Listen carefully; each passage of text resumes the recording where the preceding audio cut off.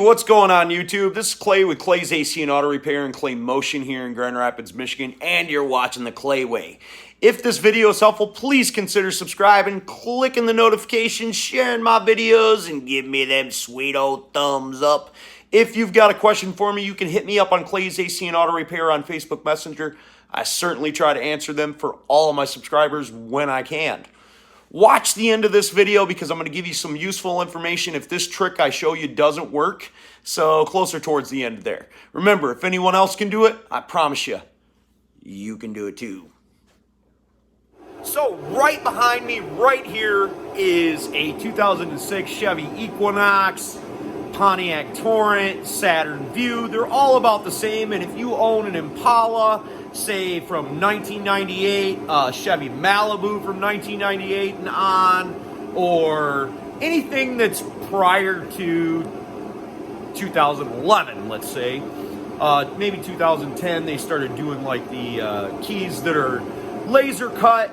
You've probably experienced an ignition problem where you would put your key in there and it was real hard and you had to turn it really hard to get that thing to turn, and it almost broke on you. I'm going to show you something that you can do. It's going to cost you about $30, and you should be able to rectify the problem. Really super simple. Maybe take up an hour, hour and a half of your time, but only cost you $30, and you don't have to do anything but drive. So on the late 90s to late 2000 GM models, they use a lock cylinder that looks just like this. Sometimes in them Malibus, it's right here, you know, or them old Auroras or things like that. And you go to stick this key in here, and it's like it won't do anything. And then when it does finally turn, it's really hard, and it's probably getting worse over time. So we're going to show you how to rectify that without anything except for a trip to the dealership. Now, even at the dealership, this ain't gonna cost you much. You're gonna grab the title of your car, your driver's license. Whoever's name is on the title is who has to go down to the dealership, and for $30, they'll give you 2 brand new keys. I know what you were thinking. You're probably thinking this lock cylinder is bad, and if you look at this key, oh, that thing is worn out. That shouldn't work. And what would happen if we went down and duplicated this at the hardware store? Well, we'd get exactly what we took them, the same exact key, and it would still look like garbage. So if we take these 2 keys and we put them side by side, we can actually see that this key is worn down really bad. It's not got nowhere near as sharp of edges as the other key.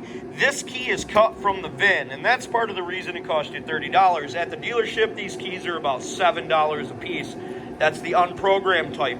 The other programmed type costs you about another $10 if it's, you know, necessary for it to be programmed. And they do that while you're waiting. We didn't even get an appointment, and we went in and we got these keys, and in 20 minutes we were out of there. They pulled the key code off of the VIN, and voila. Now I'm going to show you how this new key works over this old key.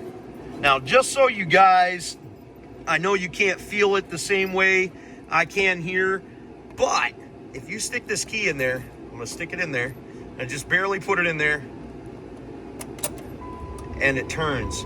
I mean, easy as pie. There's nothing to it. Man, I'm so happy. Now, one of the things that would happen with this old key, other than not turning, now it turned easy just now, but normally it's like you have to put a lot of pressure on it, and you got to wiggle it just a little bit there. It would come out. My new key doesn't do that. So that's awesome. Now, another thing that I want to say to you guys at home that may be having trouble with these lock cylinders right here, all you got to do is wiggle the key, and sometimes I take my finger and I'll just pull it back, and you can't really describe it too easily on the video, but if we just pull it back a hair as we wiggle it, we're going to be able to get them little cylinders inside there to move up and down. And if we do that as we try to do a turning motion, it should turn rather easily. So if you're stuck in the driveway, do that. But if your key starts to do this, take a look at it, and if it looks all worn down like this one, get down to the dealership, get you a new key. You'll save yourself a lot of headache, because these are not easy to change. And you can't generally remove this lock cylinder unless you're able to turn this key no matter what you're working on. It doesn't even matter if it's forward. Most of the time you cannot remove the lock cylinder from the steering column or out of the dash without being able to turn the key. So getting a new key from the dealership is 100% the best way to go. Try that first, and at the very least you might be out an extra $20 or $30, because I ended up buying 2 keys and it cost me $30, but you're going to save some time and save some money.